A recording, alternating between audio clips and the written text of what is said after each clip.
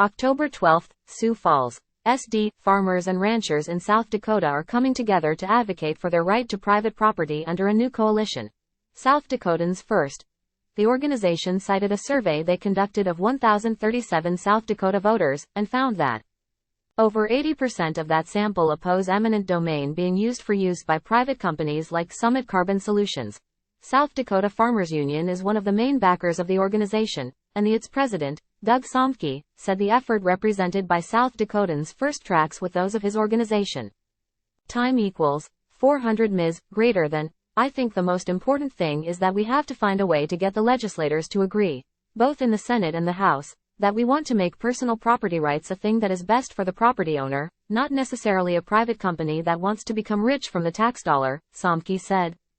Time equals 400 ms. greater than Dakota Rural Action and Landowners for Eminent Domain Reform are the two other organizations besides SDFU behind the coalition. Its stated goal being, no private company should be able to rob South Dakota landowners of their property rights. An organic farmer, a former Lake County commissioner and a member of Dakota Rural Action, Aaron Johnson said he was fortunate enough that the landowner he leases from has denied a request by a pipeline company to plant a pipeline on the land he and his family farm and live on. The goal of the organization isn't just to push state lawmakers, but also local governments.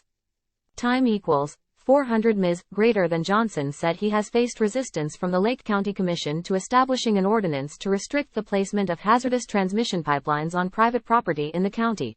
That resistance, he said, is frustrating. They're so quiet about their situation. The staff there has not provided much information to the public, and they don't want to have public meetings to discuss ordinances, Johnson said. I just think that's the responsibility of our elected officials. Minnehaha and Moody counties established ordinances that would limit the ability for private companies to place pipelines transmitting hazardous chemicals through county land.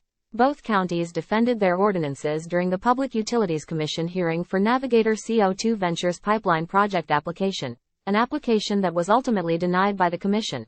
Sombke said a group of landowners called him with concerns about the land recently approved for purchase in Lincoln County for the new prison. While Sombke did not specify what South Dakotans First's position was on the land purchase, he said he was looking forward to working face-to-face with farmers and ranchers to address the unique property rights challenges they're facing.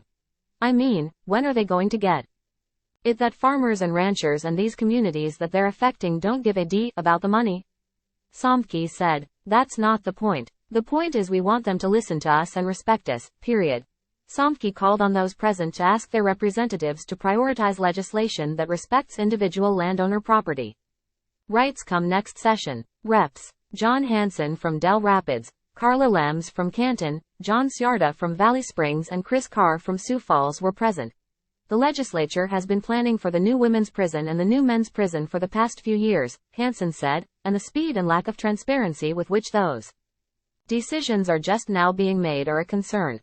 I've been voting against those appropriations because I didn't know where the thing was going to go, and I felt like there needed to be a little more transparency about where it was going to be and who it was going to affect, Hansen said of the purchasing of land in Lincoln County for the men's prison. Legislation, introduced by Lems and sponsored by Hansen, Ciarda and Carr, among others, that would have decategorized carbon dioxide pipelines as common carriers was killed in the South Dakota Senate after passing through the House last March.